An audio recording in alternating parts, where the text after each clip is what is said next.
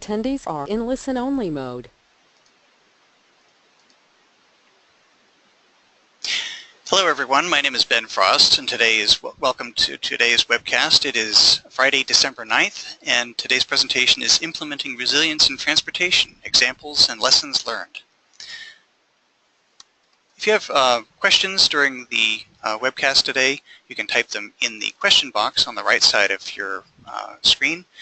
If you have technical issues, you can call tech support at GoToWebinar using the 1-800 number shown here. I want to take a moment to thank the sponsors of the Planning Webcast series. We are brought to you, this series of webcasts every week, just about throughout the year, is brought to you free of charge, sponsored by these chapters and divisions of the American Planning Association. And today's webcast is brought to you by the New York Upstate Chapter.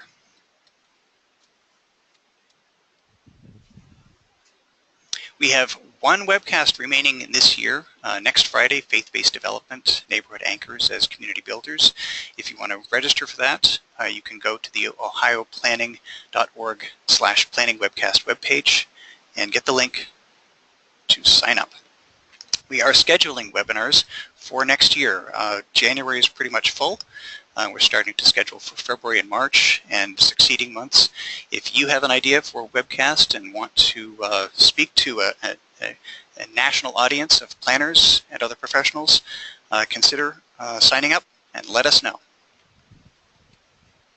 To log your CM credits, log into your planning.org account, going into My APA. You can search under CM activities in the CM log. In the search bar, you can type the event number, which is 9116039, or the title of today's webcast. And this can all be found also at the ohioplanning.org website. Like us on Facebook to get the most up-to-date information, as well over 1,000 people have already done. And we are recording today's webcast. The recording will be available on our YouTube channel at youtube.com/planningwebcast, and a PDF of today's presentations will be available on the ohioplanning.org website. Today's speakers are John Chow from Parsons Brinckerhoff, or WSP Parsons Brinckerhoff, Melissa Savage from ASHTO, Joe Segale from the Vermont Agency of Transportation, and Darinlovas of the Natural Resources Defense Council. Darin is our first speaker, and I will hand it over to him now. Darin, it is your presentation now.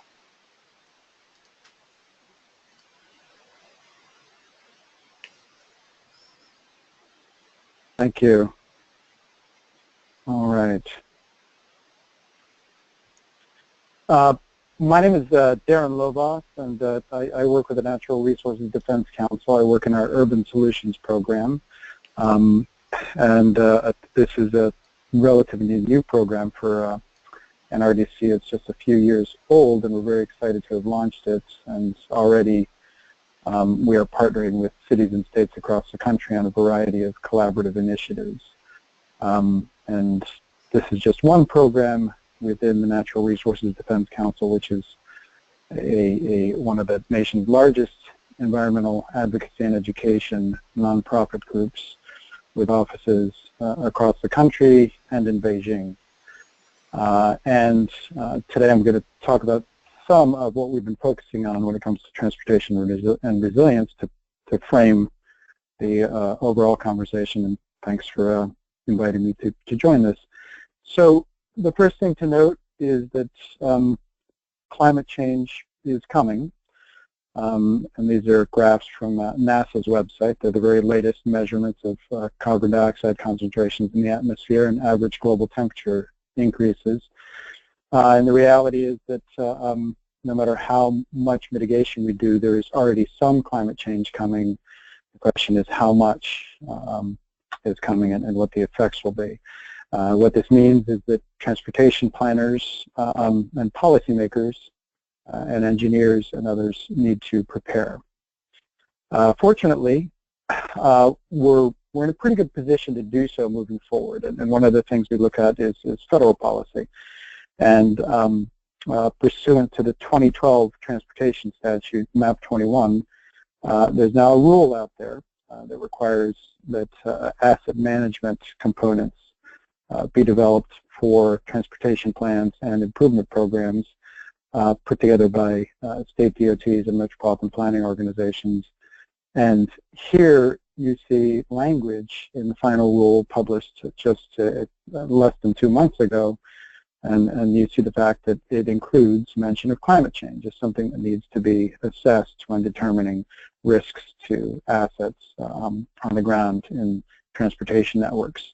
So planning is set to improve moving forward, and the good news is that both the Federal Transit Administration and the Federal Highway Administration have spent the last several years doing their own national assessments of vulnerabilities of transportation infrastructure. So here you see a map from a 2011 publication from the Federal Transit Administration showing some of the assets that are vulnerable to some of the effects of climate change moving forward. Federal Highway Administration has also developed a framework for assessing vulnerability of assets to climate change and to extreme weather events, and that's what this is right here. So it's a very logical step-by-step way to figure out which of your transportation assets might be vulnerable to the effects of climate change, and then how to deal with those risks. And both the Federal Transit Administration and FHWA have funded pilot projects across the country by MPOs and by DOTs to use this tool and other tools that they may deem appropriate in order to determine vulnerability of transportation assets to climate change and its effects. And here are just a couple quotes from the Iowa project team and the Minnesota project team. I urge you to take a look at some of the other case studies up on the Federal Highway Administration website. Of particular interest are ones from the Hillsborough, Florida MPO, Iowa's, Maine's, Minnesota's, and Oregon's. There's a wealth of information on the Federal Highway Administration website regarding assessments like these, and it's a really useful learning tool for other MPOs and DOTs looking to do a similar assessment. All right, so something else we look at is flood insurance policy, and this is something that is in need of reform moving forward, and it's something we'll be focusing on in 2017 and beyond. Essentially, the flood insurance program ends up perversely incentivizing floodplain development and losses due to flooding, which is projected to increase as one of the effects of climate change moving forward. And so we propose to reform insurance and to do it in a humane way so that in the short term there are discounts for households that may not be able to afford increased premiums, and ultimately there would be a buyout option due to repetitive flooding. And repetitive flooding is extremely costly in the National Insurance Program. This summer we, through a Freedom of Information Act request, we were able to access 30,000 records from the Federal Emergency Management Agency and analyze them. And what we found is that while properties that suffer severe repetitive losses due to flooding are only a tiny percentage, less than 1% of the overall insurance program portfolio, they represent more than 10% of the payouts. So billions of dollars worth of payouts to these properties that are repetitively flooded. So this is something that my colleague Rob Moore has worked to develop proposals for reforming the program. So that's something else we focus on is policy at FEMA and with our National Flood Insurance Program, which of course has an effect on our, is associated with our transportation infrastructure too. And then I guess the last thing I would say is that federal policy is important, state policy is important, and These effects will be felt most keenly locally, which is why we've just launched another project which actually has resilience in the name, our SPARK program, along with several other partners. And we're in the process right now of competitively selecting a half-dozen cities with whom we will partner to develop plans, programs, and then portfolios of projects that they can move forward with in partnership with the groups you see here, these national groups that have expertise in finance and housing and transportation and environmental issues. We will move forward with them to make those improvements and to therefore increase the resilience to future vulnerabilities, including those posed by climate change. So this is our vision. It's very, and this is very reflective of our Urban Solutions program. We have a city energy project that works with 20 cities. We have an Energy Efficiency for All project that works with a dozen states. And we work on transportation issues with a number of cities and states as well. And this is directionally where NRDC is headed, especially with our Urban Solutions program. And so I look forward to working with many of the as many of the planners on this call as possible and my co-presenters, because there's a lot of work to do moving forward at all levels. And those are my comments, and I look forward to hearing next from Melissa of ASHTO. Let me see if I can hand the baton off. Thanks, Darren. Mm-hmm.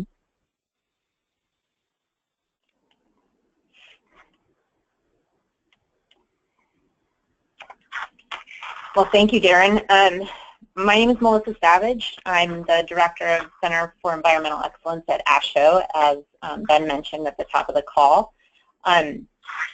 I put together a brief agenda to kind of outline what I'll be talking about today. And I know many of you on the call are probably familiar with ASHTO, but I did want to give a brief overview of the organization to kind of put my remarks in context for you. Then I want to talk a little bit about ASHTO's resiliency work through our Center for Environmental Excellence, and also through the Resilient and Sustainable Transportation Systems Committee, steering committee, it's a steering committee, sorry about that. And then I wanted to talk a little bit about some of the programs and products that we've put out for our members on these issues over the last, in the recent past, but just to give you a sense of some of the work that we're doing. I want to talk a little bit about what's happening now that I can point to in terms of examples from some of our members, and then what's next, what's on the horizon. So first, brief introduction to ASHTO. We're a nonprofit, nonpartisan association serving and representing the highway and transportation departments in all 50 states, DC, and Puerto Rico. We also represent all 5 modes, air, highways, public transportation, rail, and water, as you can see listed there. The primary goal of ASHTO is to foster or provide opportunities for our members to be able to have peer exchanges, share lessons, and we do that through this kind of peer exchanges, but we also work to foster the development, operation, maintenance of an integrated national transportation system. That's the ultimate goal. We have, overall we're working to educate the public and key decision makers at the federal level about the critical role that transportation plays in quality of life and the economy for the country. So hopefully that kind of give you an idea of ASHTO and our goals and mission. And again, I did want to talk a little bit about the Center for Environmental Excellence. The center provides and offers a wide range of products and services ultimately to assist transportation agencies in achieving environmental excellence in the way they deliver their transportation programs and projects. Again, the center does this mostly through by providing an information sharing platform. We have a website. I have included the address at the end of my presentation. I would encourage you to go there. We provide technical assistance, partnership building, and also training resources for our members. And the center helps the transportation agencies incorporate compliance issues, sustainability, and stewardship into transportation planning, project development, construction, maintenance, and operations. The work is overseen by an advisory board that is made up of many of our members across, which have membership from across the ASHTO committee structure. So we have representatives from the Standing Committee on Environment, Planning, Project Development, Design, Construction, Maintenance, Operations, and Public Transit. And I only raise this because I think it just signals the fact that these kinds of issues, resilience, climate change, extreme weather, they touch a number of our, is cross-cutting issue, as you all know. And so we try to be representative of that in the work that we do and in planning our efforts. And that list there kind of gives you some samples of some of those products that we have. Most of the resiliency work that we do is undertaken through the Resilient and Sustainable Transportation System Steering Committee. And as I mentioned, it's certainly a cross-cutting issue, and so that's why the steering committee itself was made up of a diverse set of state DOT representatives, again, from the committees that I mentioned that oversee the work of the Center for Environmental Excellence. But the other role that the steering committee has is to oversee the efforts and work of the Resilient and Sustainable Transportation Systems Technical Assistance Program, which provides, as is in the title, technical assistance to state DOTs. They do that through case studies and reports. We also have member-only news alerts that goes out regularly to provide that kind of another best practices, lessons learned, kind of peer exchange opportunity. We also have a pretty significant web presence, including a state-by-state map that provides each state's work on resiliency. And by work, I mean some states have resiliency plans, others have done studies, pilot projects. So as many documents that we can get to, we've housed on this website. And we are now in the process of moving that all underneath the center's website. So you'll see, again, as I mentioned, I'll have that link at the end of my presentation. So one of the initiatives that the Resilient and Sustainable Transportation System Steering Committee kind of spearheaded in the last few years was ASHTO's Extreme Weather Symposium. And as you can imagine, our state DOT members see a variety of extreme weather scenarios, and but one thing that they were all, it was a good opportunity for them to come together and have that peer exchange and talk about best practices regardless of the type of extreme weather. So one of the items that came out of the Extreme Weather Symposium was a list of these 4 key points of kind of how to thematically how to address and move for and plan for extreme weather events. So the first one, of course, is it pays to be ready and pre-plan. And so that kind of emphasizes the need to anticipate consequences and potential impacts of extreme weather and try to identify effective and successful response efforts. Practice, practice, practice. This refers to the idea that it's good to conduct simulation exercises based on real emergency scenarios. This is a great way to identify potential glitches, make changes to emergency planning or other kinds of response strategies that the state has laid out. Know what is out there, and that's a common item that you'll see in any of the work the Federal Highway is doing, and that kind of thing is taking an inventory or assessment and try to identify through those through that practice potential problem areas. And then communication.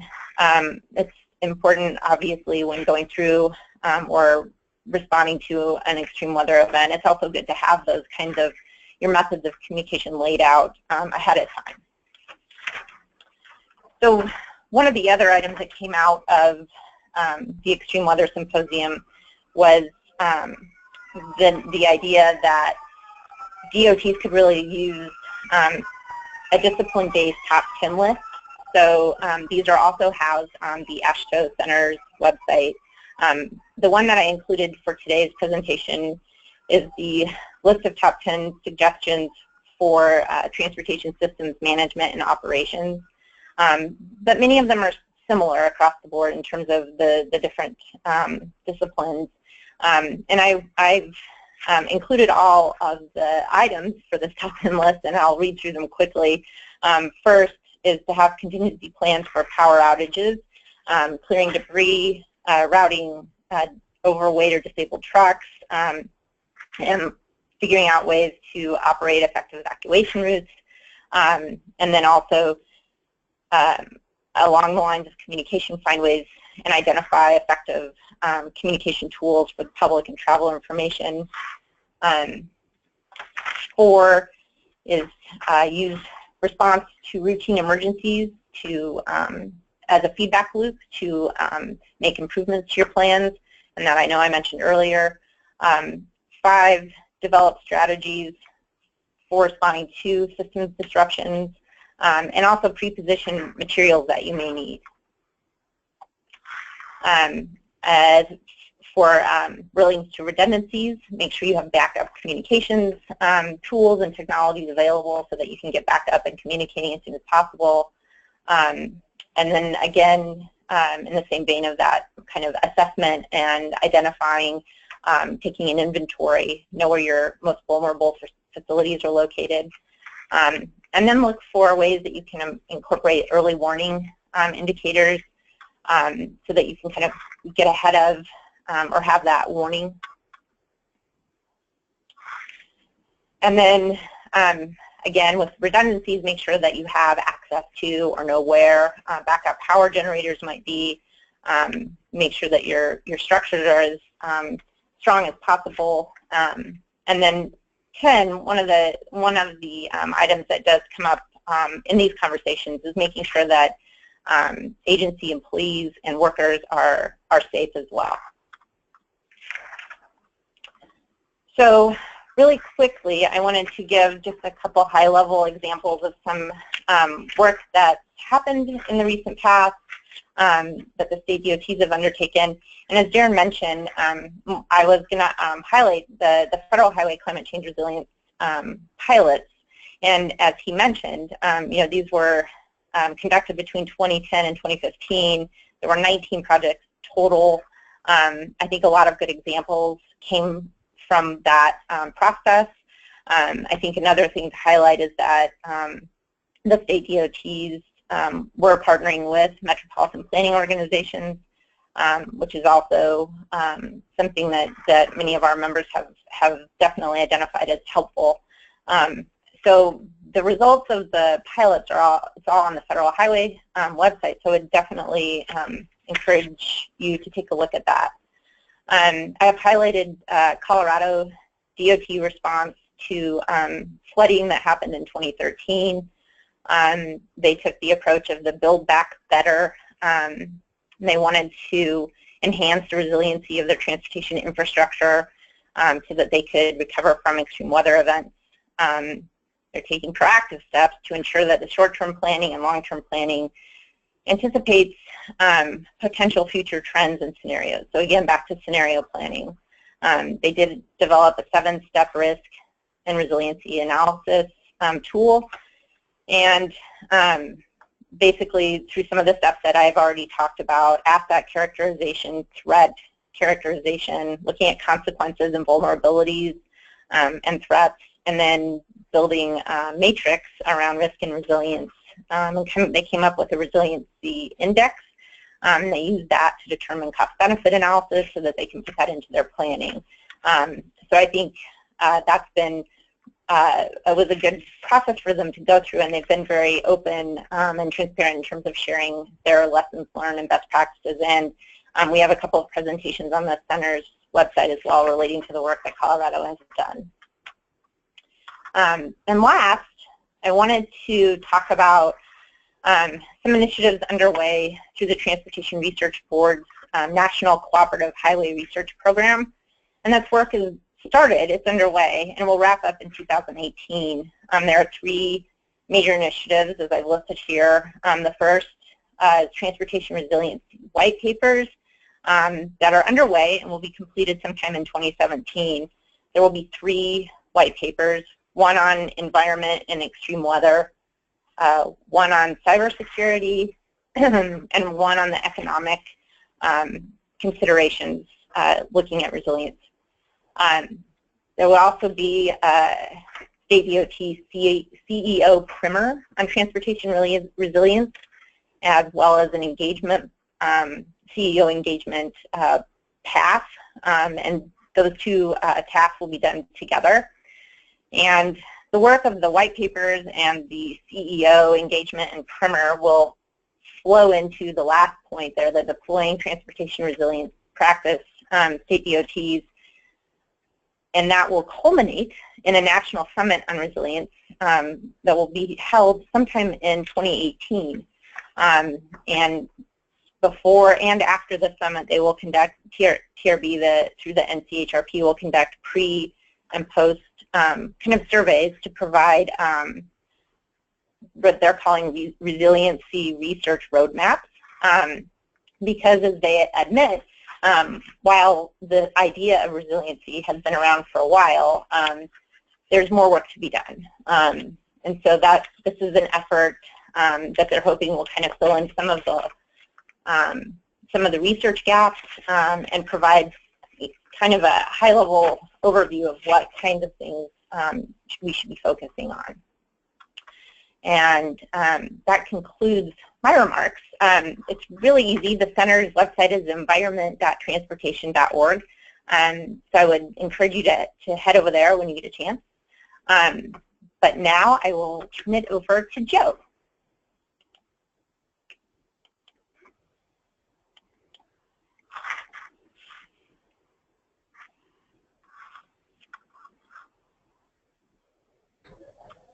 Okay, hello everybody. Just getting my presentation up here.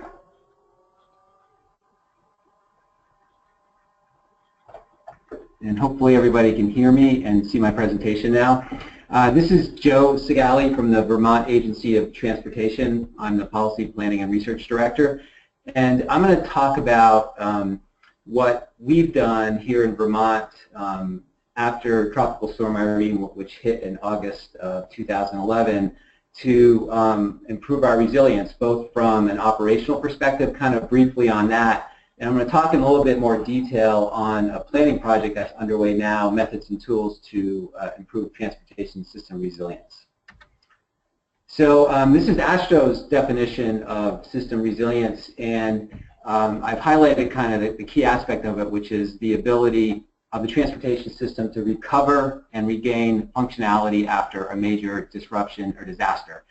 And that's really a nice, handy, concise definition, and it's, you know, even a goal statement. And I think it's important to think about it in terms of both the recovery, which is where operations come in, and then longer term, how we build back stronger.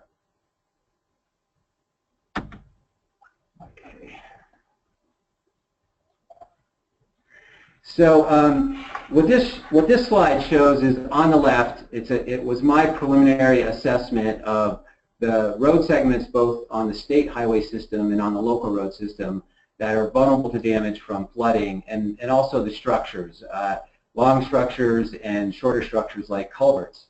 And this was just a kind of a somewhat of a more than a thumbnail analysis, but it wasn't quite as detailed as we need, but it gave us a big picture of what the overall threat is. And on the right-hand side is the map of Vermont as well that shows all of the floods that have happened since 1973. And you know, in the Northeast, the threat from climate change is that we are getting more severe precipitation and we're getting it more often. And one of the famous floods in Vermont is from 1927, and that was the iconic flood for many, many years. But since 1973, there's been a major event, a disaster in Vermont about every 18 months. And Irene covered most of the state, but it's important to note that there's a lot of more localized flooding that happens. And if you overlay the right map on the left map, it's no matter where the flood lands, it's going to find some vulnerable infrastructure and there's going to be damage. So this is really, I think, a call to action for us to think about how we get ready for this. And from an operations perspective, after Irene, this is really where we focused our efforts to improve resilience. And it really made sense is because everything was so fresh in our mind. We were learning things on the ground and on the fly. And there was several lesson learned reports done, and things have been implemented since then.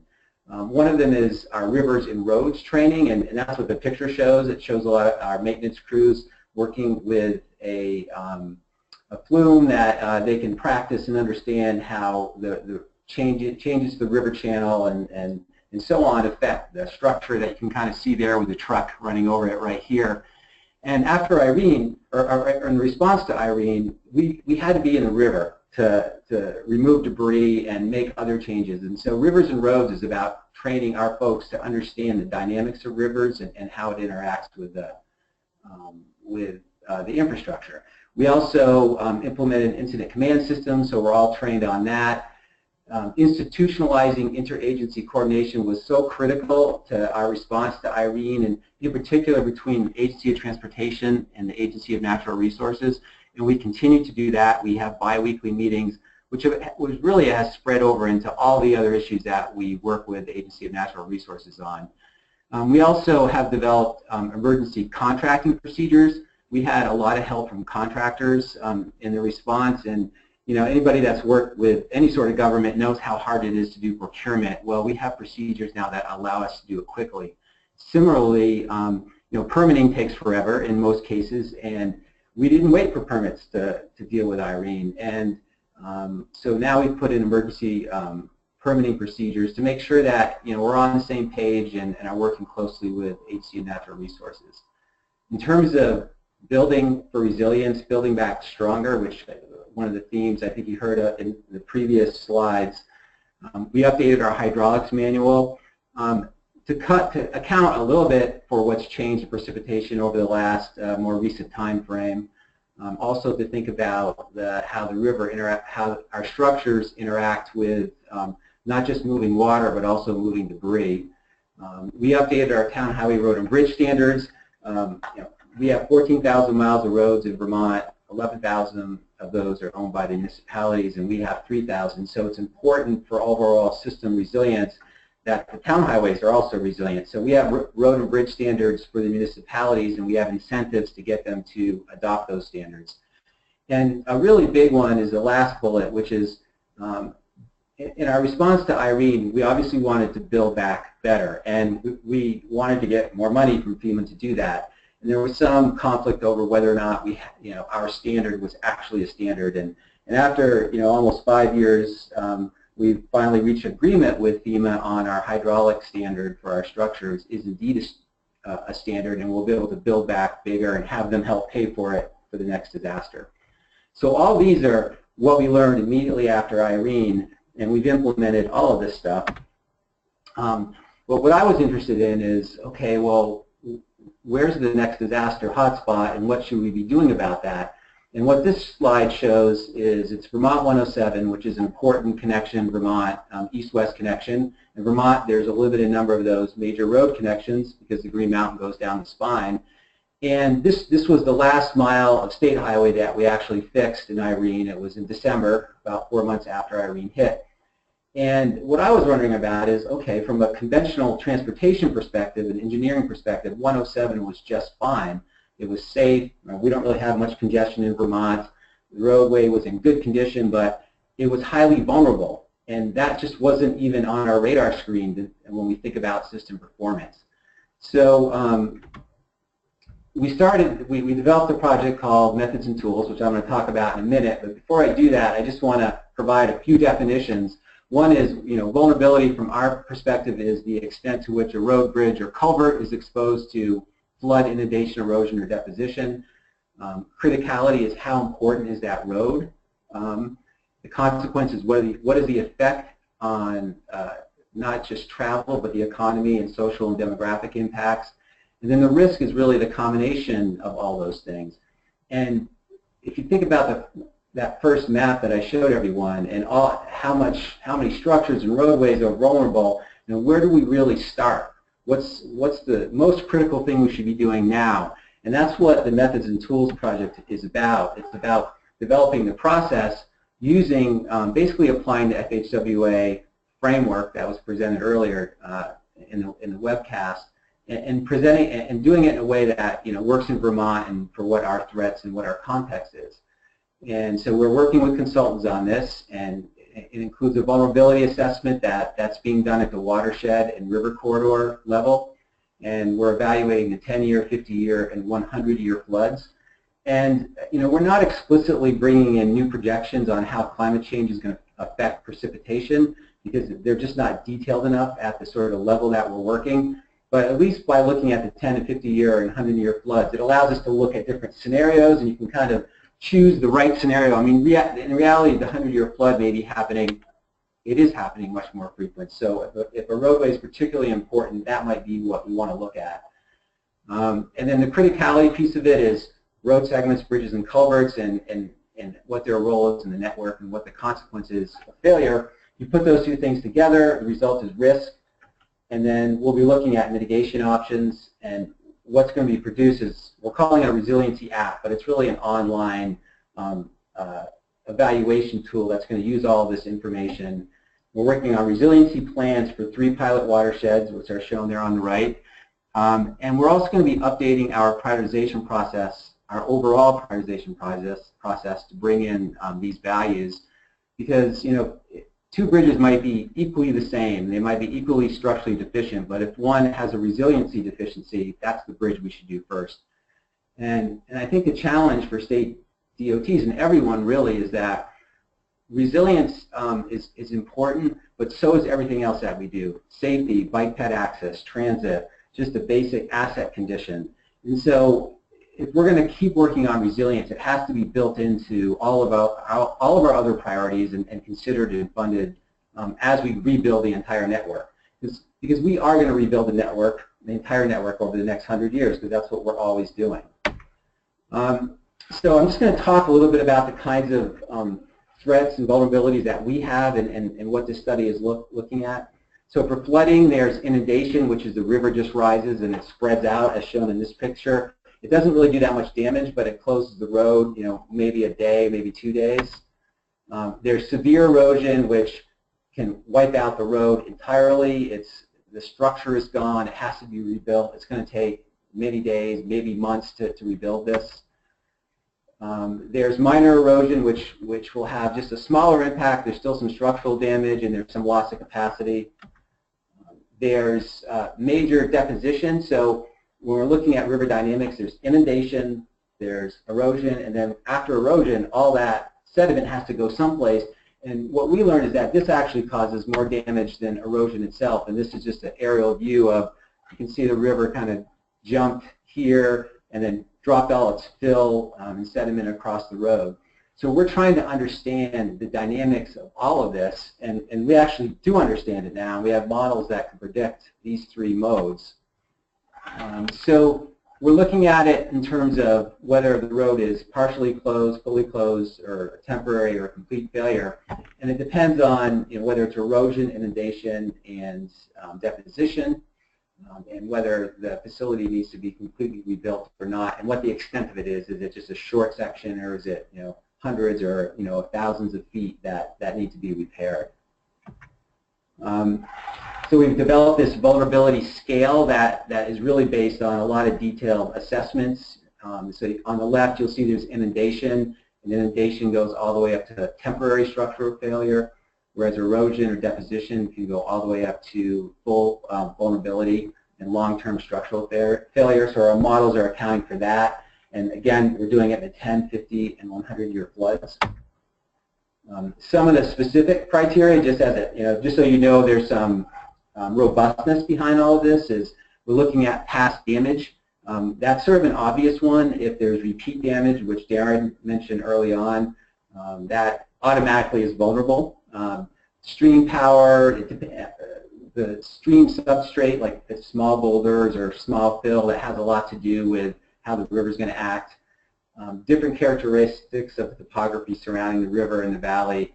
The stream geomorphic compatibility, how stable the stream is, and the structural and the hydraulic capacity of the structure. So it would be too much for me to list everything, but we have many criteria that we're looking at. And it's based on data that we're lucky in Vermont and maybe in other places, I guess, that we have all this data available, years and years of GIS data. Agency of Natural Resources did a river corridor coverage, a statewide river corridor coverage, which is where the river might move in its life. And so that's where erosion and deposition can happen. We have LIDAR that we will have for the entire state in 2 years. We have an extensive inventory of bridges and culverts, FEMA floodplain mapping, and so on. So there's a lot of data out there that we have that I assume other people probably have as well. In terms of the network criticality, this just shows the basic concept. So the lines represent roads, and a road might be have low criticality if it has parallel routes and neither segment are vulnerable to flooding. There's high criticality if there is no parallel route and the segment here is vulnerable. High criticality if there's parallel routes, one is highly vulnerable. If we lose this road, this then becomes critical. And then, of course, if both segments are also vulnerable to damage, that's highly critical. So we modeled all this using our statewide travel demand model, and we refined our model within watersheds to include local and state highways. We're looking at the probability of road failure and combining that with the model. So this is a case where we're bringing transportation modeling and connecting it with river engineering. We're doing, this may sound a little over the top, but as part of at least the study part of this, we did 1,000 runs of the model to understand the different combination of road failure that could happen. And then we're looking at the impacts. How many trips can't be made? What's the excess travel time? And are there any areas that are actually cut off because they lose access completely? And we're also going to be, we haven't done this yet, but we're going to be putting on another layer that accounts for, does the roadway provide access to a hospital or to other emergency facilities, or even to our maintenance facilities, maintenance garages that have to respond to the emergency. So this all goes into the calculation of criticality of the road network. And what this slide shows is one of our pilot watersheds. And on the left is the vulnerability outcome after crunching all the numbers. The red shows the highest vulnerable segments in the watershed. And then on the right is the criticality from a transportation perspective of the road network. And so you can imagine if you can put these two together, we can identify where the highest risk locations are and think about how we actually address and mitigate those. We presented this for the first time this week to stakeholders in the watersheds, this watershed and the 2 other pilot watersheds, to get their feedback on do these results look reasonable, and we got good feedback, so that was nice. Where we're going next with this is looking at what the mitigation options are, basically being able to zoom in on a high-risk location and try to identify maybe 3 or 4 mitigation options that could work there. And thinking about it in the context of not just the specific location, but also how it fits within the watershed. So, one obvious option is just making a bridge bigger, larger span, or replacing a culvert with a larger culvert. So infrastructure options will be one option. Another option is looking at river management, so changing the river channel in a way that stabilizes it, so it dissipates the energy and won't cause as much damage to the adjacent roadway. Another option is also related to the river, but the strategy is really a land use conservation strategy. In order to mitigate the power of rivers, a lot of our rivers in Vermont have been cut off from their historical floodplains. It was that was the thinking at the time. Let's protect this adjacent land from the river, right?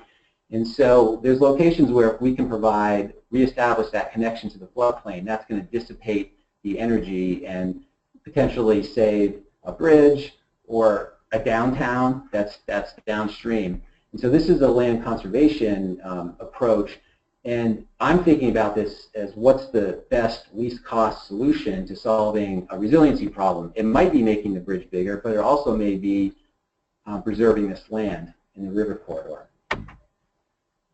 So we're thinking about this in the context of asset management as well, and we've been talking a lot about risk management here in Vermont, and I think all DOTs are talking about this now. And the idea is that there's options to mitigate risk. You can directly mitigate it, like building a bridge bigger. You can transfer the risk. You can accept it or avoid it.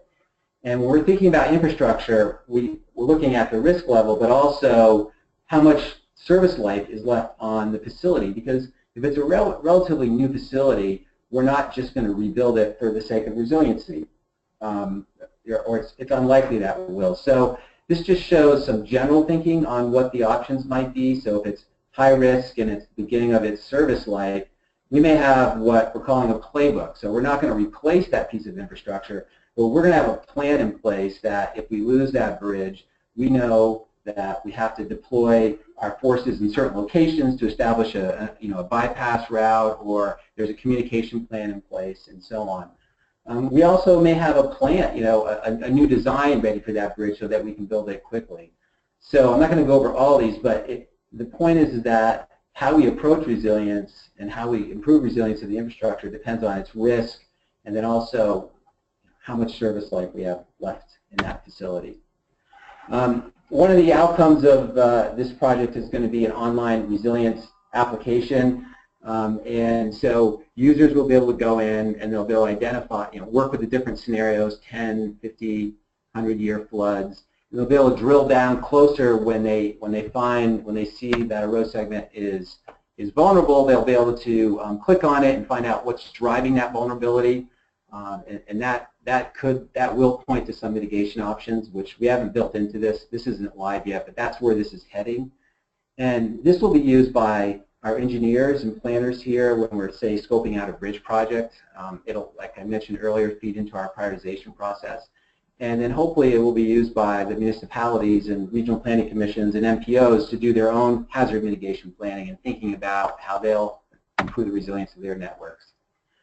So some of the takeaways that I have so far, we've been working on this for about a year, is it's important to understand what the threats are that you're vulnerable to, because that obviously has everything to do with mitigation that you're planning.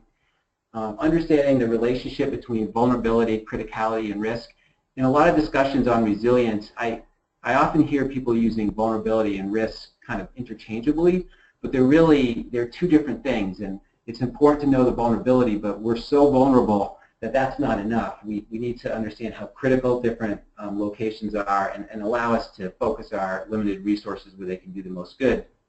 The models that we're developing are somewhat complex. I think they're really good. I think they work, and they're great at sorting through a vast amount of information, but it's really important to ground truth the results, just like anything that we do in planning. Come off of the White Tower and you go talk to people and find out if the results are reasonable, and that in general, improving system resilience requires a multidisciplinary approach.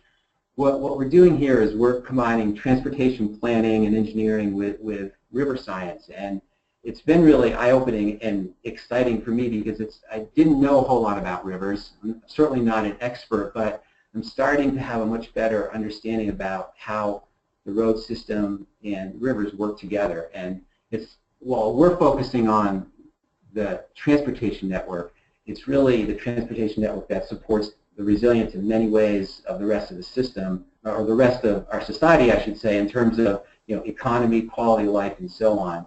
So I think it points to the bigger picture.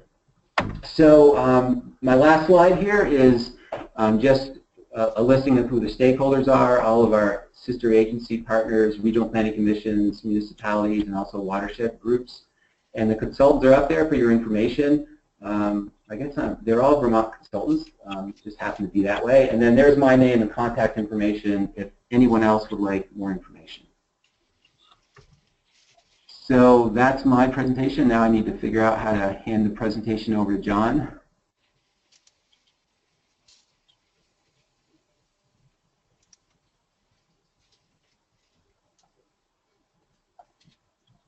Okay, should be on its way.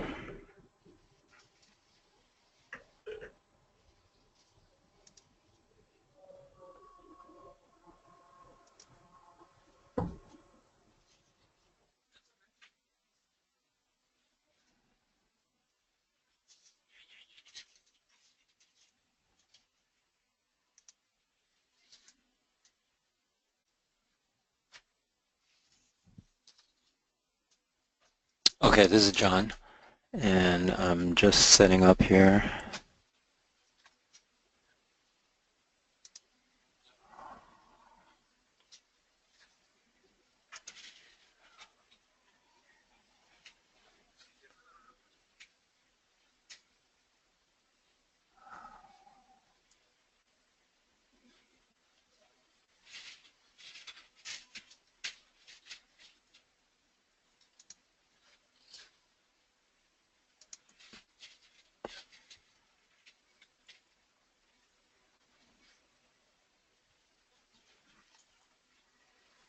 Okay, can you see it? Good. Yeah, good. So I'm John Chow with WSP Parsons Brinckerhoff, and my part of this slide is to talk about lessons learned and lessons learned at local, state, national level. And I'll talk about a particular project. I'll look at it from an agency perspective, from state perspective, and a bit of national and international. My experience in this area is from having worked on projects with WSP Parsons Brinckerhoff and also from gathering materials for a publication on resilience, this resilience publication available online with about 30 case studies on resilience from around the world. So we've all talked about resilience, but I'll give you the definition that we're working with in terms of how we look at it. And some of the issues that I want to talk about is the ability of individuals, organizations, systems, and communities to be able to bounce back from stresses. And resilience, you need diversity and redundancy and interconnections in order to function well, even when parts fail. And I've taken this definition from New York State Commission. They put together a report on 2100, the looking towards the next century. So some of my examples will be from that. The types of stresses that we're concerned about are climate risk, sea level rise, changing levels of precipitation, flood, temperature change, extreme weather, and also there can be demographic pressures and natural pressures, changes in population, economic pressures, and similar. So today, the themes that I want to talk about relate to especially the people side, people, organizations, and systems. And we'll look at it from that perspective because this is a group of planners. We'll look at it from the planning perspective. And this, all of us have been focusing on resilience and transportation, but I think what we've all talked about also relates to other areas of infrastructure and urban and rural life. So I think these lessons are applicable across the board, and since this webinar is sponsored by a sustainability network, I think it definitely relates to sustainability in all areas of infrastructure. Some of the themes is that the approaches to resilience are really influenced by history, the history of that community or that area, and also by funding. So you see in Joe's examples from Vermont, their approach to resiliency is highly dependent on effects of riverine flooding. Another theme is that you need to have a long memory or learn lessons from other locations and other situations. So my first example is from a one project perspective, New York City's transit subways. And I worked on flood mitigation reports for 3 East River subway tunnels that were damaged due to flooding. But this resilience repair is possible due to federal funding. And the damage from the flooding is due to prolonged exposure by the systems to seawater and combined sewer overflow. So what needed to be done to respond and bounce back? Well, one of the tunnels is the L train, Canarsie Tube, And this has profound effects on the city of New York. This is an approaching repair that will need to close this subway line. So if you are from the New York region, especially from New York, you'd recognize that there's a lot of political discussion about whether you can close this tunnel and is it important to get the work done to do the repairs. But it has all kinds of effects. So from the resiliency point of view, you need to take a systems approach to producing resiliency. And we think about it in terms of vulnerability and redundancy, and a systems approach, you look at it from different layers.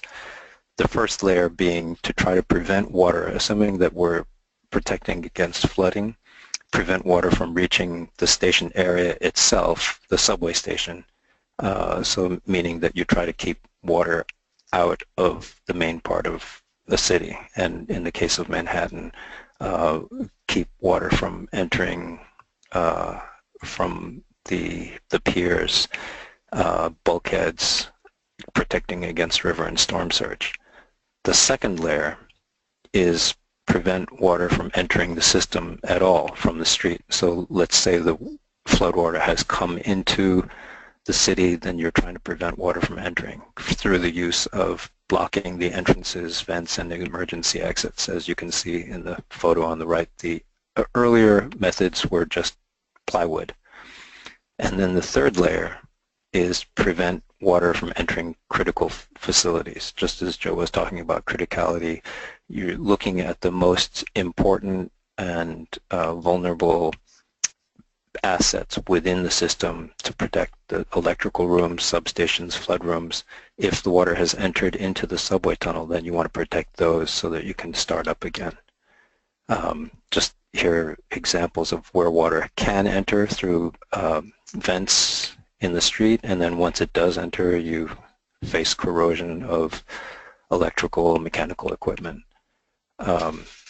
Some of the solutions that are being considered for flood protection is instead of using plywood to surround a subway entrance, you could create these rolling shutter boxes to close off a subway entrance at the time of an impending storm, and also apply flood-proof equipment such as this manhole cover. Okay, that's one perspective. Now if we go to a higher level agency perspective, there's the Metropolitan Transportation Authority, of which New York City Transit is one part, and we participated, our firm WSP Parsons Brinckerhoff participated in a study of existing flood mitigation systems that could be adapted to the New York City transit system. So this was a really interesting project where we looked at examples and lessons learned from around the world. Other major transit agencies such as Hong Kong, Tokyo, Singapore, London, and they all face different types of storm or extreme weather, but I think we still can learn lessons from them. They all worked with layers of resilience and focused on vulnerability, redundancy. In terms of physical mitigation, some of the types of mitigation measures are listed here. So if you were in the transportation field, you would be looking, or other types of infrastructure, you would be looking at these types of solutions. And we saw examples from, for instance, Japan, where they seem to have designed their system extremely well in order to prevent flooding. So built into the entranceway floorboards that can easily be deployed, or this hydraulic floodgate in the subway system.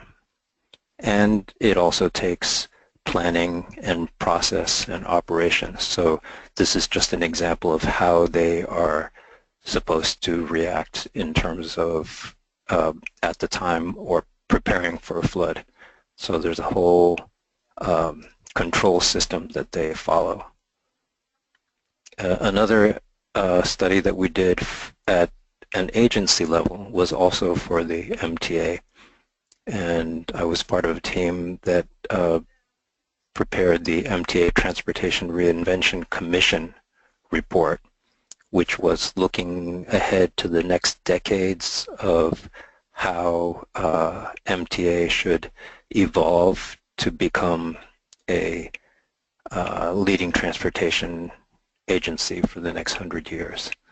And among the themes from that study, you try to avoid unmanageable impacts, manage the risks, but it also becomes clear that resilience requires a much larger capital budget.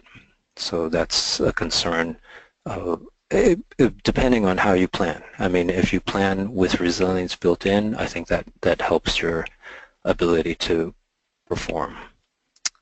From a city perspective, you could look at a case of something like Plan YC, which is a strategic vision that was produced by Mayor Bloomberg's team, where they looked at sustainability for the year 2030 in all systems, all areas, and that plan produced in 2007 did include resiliency.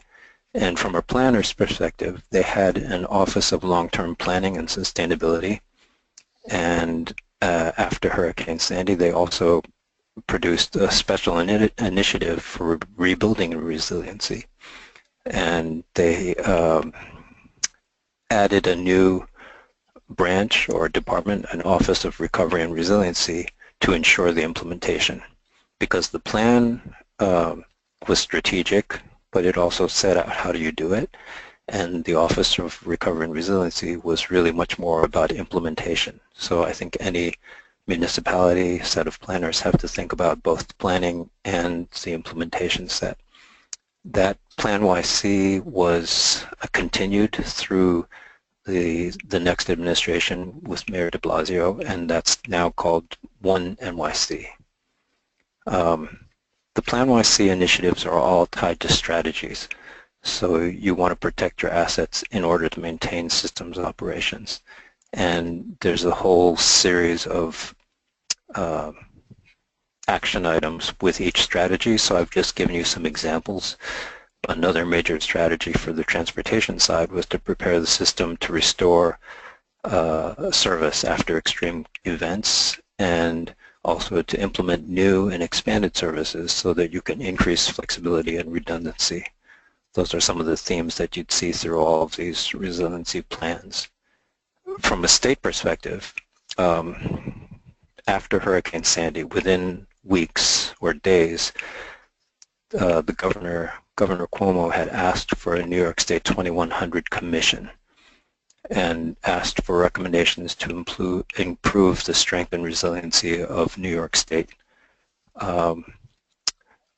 So that report was put out in a matter of months from a blue ribbon panel, and I think interesting from a planner's perspective is what types of people do you involve in a study like this. So these were the commissioners of the 2100 group with experience in insurance, finance, energy, government, and a whole range of things. And you think back to Joe's presentation or Melissa's, you talk about all the different stakeholders that are involved in preparing for and implementing resilience. So the philosophy of that 2100 Commission was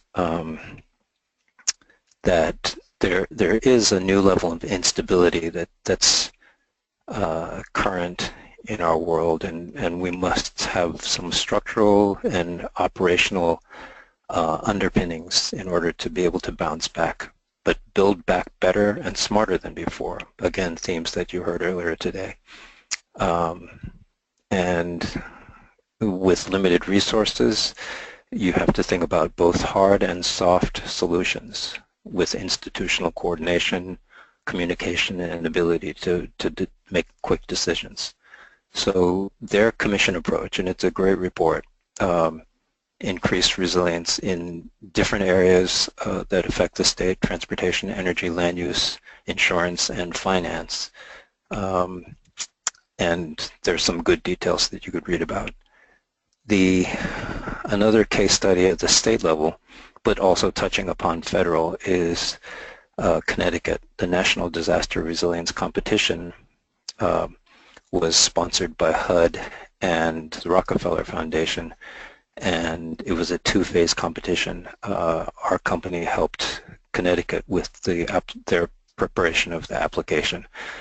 In preparation for this funding application, Connecticut created a new group called State Agencies Fostering Resilience, because part of the application was to demonstrate that you have a method in your organization to deal with resilience. And so they created this new agency, and they applied for funding with pilot projects in Bridgeport and New Haven. $116 million application. They did receive funding for $53 million for a pilot project in Bridgeport, which is being started up and will improve resilience both in Bridgeport for that particular case study, but also along the coastline with a network of municipalities. If you look at resilience from the perspective of many regions, you can see that each state or region really does focus on resilience based on their memory, but their collective experience with the type of storms or weather events that they experience in their areas. And for instance, the Gulf states would respond to or prepare for disasters like Hurricane Katrina, and Midwest states might prepare for river flooding or tornadoes. And so it really depends on your location, but you can learn lessons. In terms of communities of states, we heard Melissa's example of ASHTO, and I have knowledge about this through my magazine that I mentioned up in one of the earliest states slides. And so I think some of the items that Melissa touched on, and I'll just repeat the themes, they're interconnections among states, and knowledge sharing among people and agencies is important through their website, through their RSTS program. And one interesting item was that ASHTO, together with my company, did work with Vermont to synthesize information for a President's Task Force on Climate Preparedness. So our 3 organizations out of the 4 here today have worked together. A national approach, because one of the themes here is funding transportation resilience through grants from FTA or through community block grants. And I mentioned the NDRC competition before, but the themes were to try to manage the risks, and one executive order was to, for projects receiving funding, that they had to adopt new federal funding had to adopt new flood elevation standards for climate change starting last year. I recently attended a webinar by the White House Council on Environmental Quality, and they put together a document on opportunities to enhance the nation's resilience to climate change. So I think there's a lot of work that has been done and will continue to be. And one last example from the UK, their history is that since 2006 they've experienced some of the most widespread severe weather in history. So they created a national adaptation program where all authorities had to prepare climate change reports. You look at the intersection between resilience, sustainability, and livability, since this is a sustainability group that we're talking to, and you really want to balance those different needs and perspectives. So if you're facing a storm surge, should you build a 20-foot wall around the city? And you have to decide as a society whether you prefer, how do those 3 areas interact? Towards the closing, Again, we're dependent on people and organizations to implement the plans, and the core characteristics of resilient systems from around the world. You want spare capacity, you want to be able to stay flexible but manage failure adaptively and improve through feedback loops before disaster strikes. A community can improve its success by having, I feel, longer-term institutional memory so that you know what has happened before, provide coordination among stakeholders, and incorporate resilience into basic planning. This resilience webinar has been brought to you by the Upstate New York and Sustainable Communities Division of the American Planning Association. And if you want to join that network, you can contact Joanna Nadeau, who is one of the 10 sustainability champions for SCD. So we'll be opening up for questions, and this is our contact information for our group, but I'll turn it back to Ben to handle questions. Thank you. Thanks, John, and we can leave that slide up so people can contact you independently after the presentation. We have about 15 minutes or so for people to write in questions, so I encourage you to do that now. As you've all been making these presentations, I've been compiling different comments and thinking about a couple of different things. One, I guess I would characterize as communication, and I just want to relate an experience I had earlier this year. Here in New Hampshire, I was able to serve on our state municipal association's legislative policy committee on infrastructure and environment and planning. And this is a group that proposes policy positions for the municipal association to take before the legislature in our state. And I proposed a policy on climate change and sustainability and funding.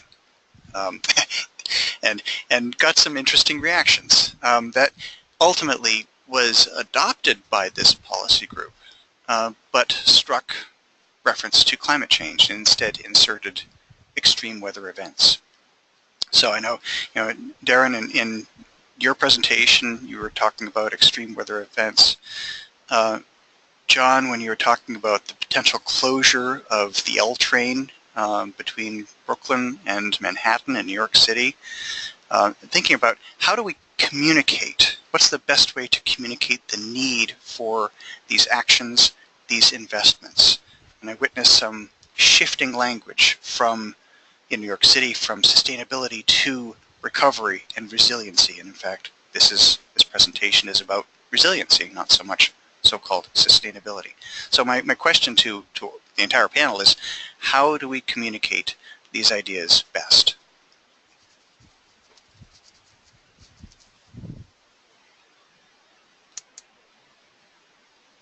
So this is Darren, and I think that depends on the context, really. And as planners, I think it's important to be sensitive to that context.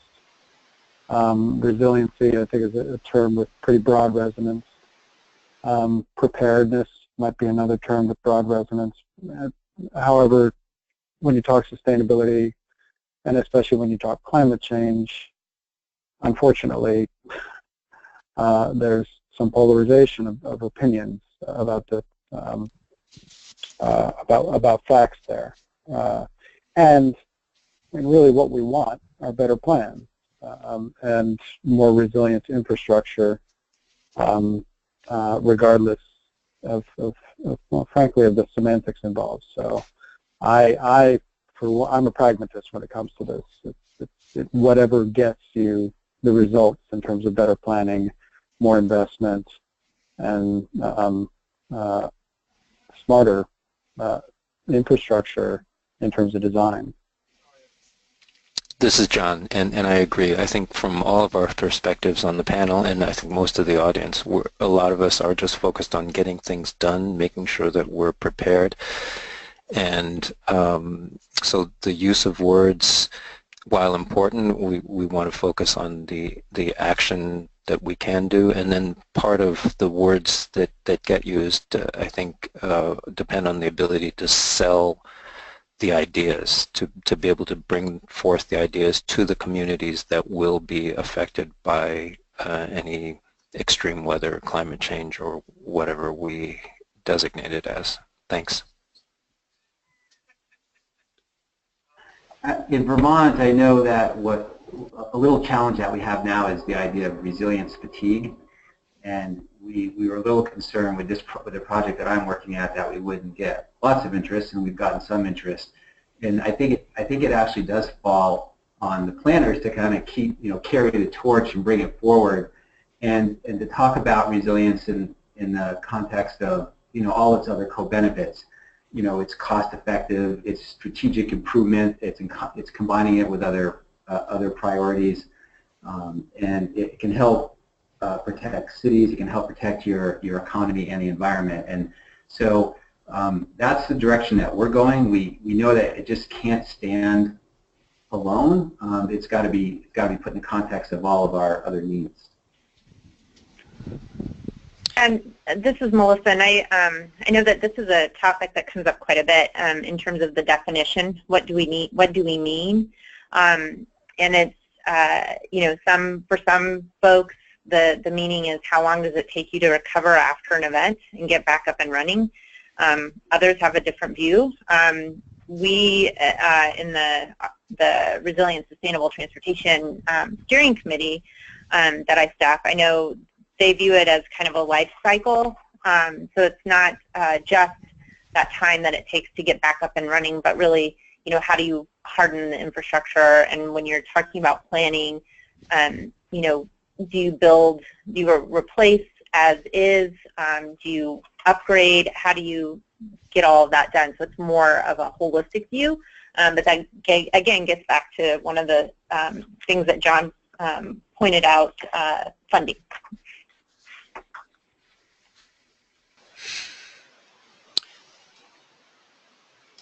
So there's, following up on what something Joe said, and this is a question for you, Joe. Do you have a way of tracking or communicating the ecosystem benefits of the various mitigation options into the cost benefit or priority process? I have to say no to that. I think that what we are working on, in fact, the meeting that I was at a few days ago, there was a watershed, the executive director of the watershed group was there, and they have just finished their own inventory of the culverts as they relate to aquatic organism passage. And so I don't know if I can put a dollar value on that. I guess I would challenge anybody to be able to do that, but for me it's about being, again, smart with our investments. If and maybe that goes into our prioritization system again. If there's a culvert that's both in poor condition and is undersized, and it's a key link in the AOP kind of corridor, then we should be maybe fixing that first beyond other ones. But I think we've all had some I know maybe some of the other folks out there can answer this better than I do, but it's always hard to do benefit cost analyses because the externalities are so hard to quantify and to do it in a credible way. And a lot of times, from an agency perspective, well, I believe personally there are benefits in the externalities. They don't come back to our bottom line, and so they don't play as big of a role in our decision making as maybe they should. Okay, we have a couple of comments/questions from Karen that I'm going to merge into one. And her question is, where does all this money come from? And her comment is with regard to CDBG funding and the fact that it's shrinking both in actual dollars and if you calculate for inflation too, and the fact that they're formula driven. How we need to she's pointing out that there needs to be a change in how CDBG funds are allocated to be able to be more nimble to respond to future transportation vulnerability. And her question here is, how do planners keep this moving?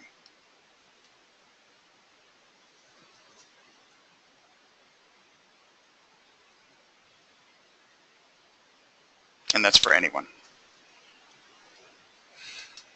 This is John. I'll say that some of the sources of funding I mentioned before were HUD, Housing and Urban Development, and their most recent, the National Disaster Resilience Competition, was $1 billion that would be distributed among and only to states or municipalities that had previously suffered federally named disasters. But I think there need to be a lot of different avenues for funding. The federal funding is extremely important, and we hope that that can continue, but also states need to look at that as part of their own planning processes. I think Joe mentioned asset management, and I think that resilience is one portion of asset management where you are carefully monitoring and using the resources available to the state. And I think local areas need to involve resilience as part of their funding and grant and budgeting process. But I think from the federal side, that could be changing, and I think I'd like to hear from some of the other panelists on their opinions. Thanks. And let me just point out, we do have a question here that's specific to the President-elect's appointment of Scott Pruitt to EPA, but I would also ask about Elaine Chow as the nominated DOT Secretary. What impacts do you see there to transportation funding and to project funding to deal with resiliency? Well, this is Darren, and the honest answer is I don't know. And I will say that Federal Highway Administration has up on their website guidance from 2012. I don't know if Melissa might know more recent guidance, but it clarifies that under Title 23, federal aid money is eligible for the activities that we're talking about. There's flexibility within the current program, at least statutorily, for using some of these funds to do the kind of planning we're talking about and to invest in the kinds of project and improvements that we're talking about. As I said, in terms of how the new appointments will affect transportation, I assume the effects will be pretty profound, and I don't know what they'll be yet.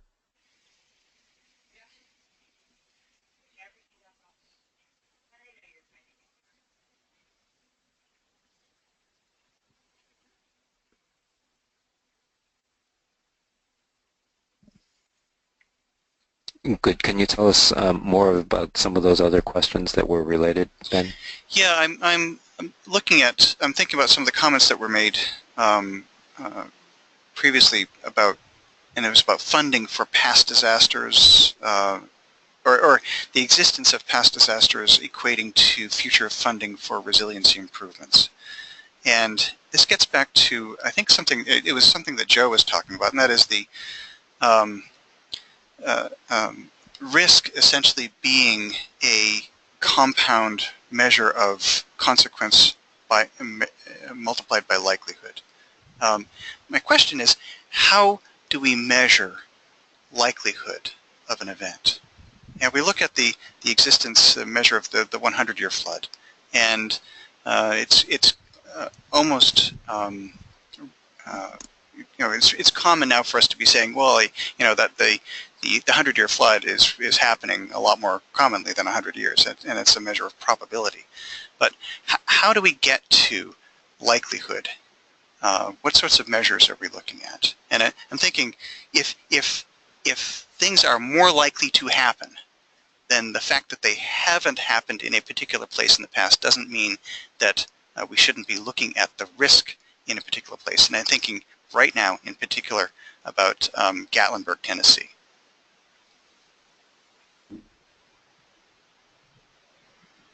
This is John. Go ahead. Yeah, this is Joe. I mean, I don't know anything about Gatlinburg, Tennessee, but it's similar. You know, our approach is similar in that we know what got damaged with past disasters, but we don't know where our other weak links are in the system, and we're getting a better handle on that.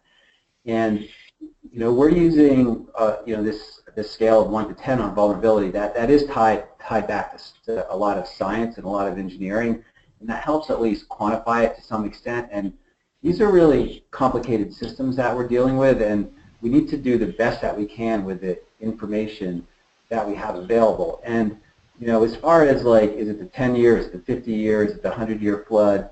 You know, I think what planners are really good at doing is scenario planning and using some judgment and working with other people to kind of collectively think about where are the high-risk locations. And as I mentioned, all the modeling kind of helps maybe eliminate where you don't need to spend a lot of time, but I think planning can really play a role here and saying, scenario, if we really want to plan for the 100-year flood, here are the vulnerable locations. And then you have a conversation about how important are those locations to you, you know, even outside of the modeling, and you go from there. This is John.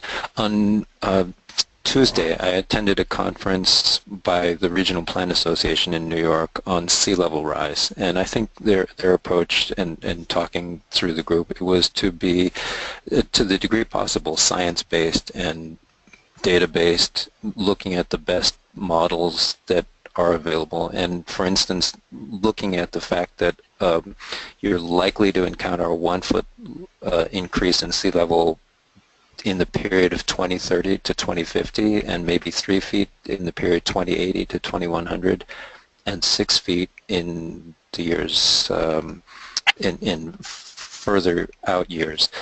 However, even if you don't know the timing of that, you can do scenarios based on 1 foot, 3 feet, or 6 feet of sea level rise and what communities would be damaged through these models, or would encounter more frequent flooding just based on the sea level rise, not saying when it happens, and then to try to prepare for that. I mean, the numbers of communities and residences is astonishing when you look at those levels, and you have to think about where could these people move to, or what type of structures, if you were using engineering, could protect those, and then how much would it cost. I think we're facing a very huge future need that planners really definitely need to be thinking about now as they do their regular short-term planning. Thank you. And looking to the future, we have this comment and question from Paul. He says, I was at a conference last week where Mary Peters, former Secretary of Transportation, said, elected officials have very short memories after catastrophes such as bridge collapses. How can we ensure long-term financing for resiliency?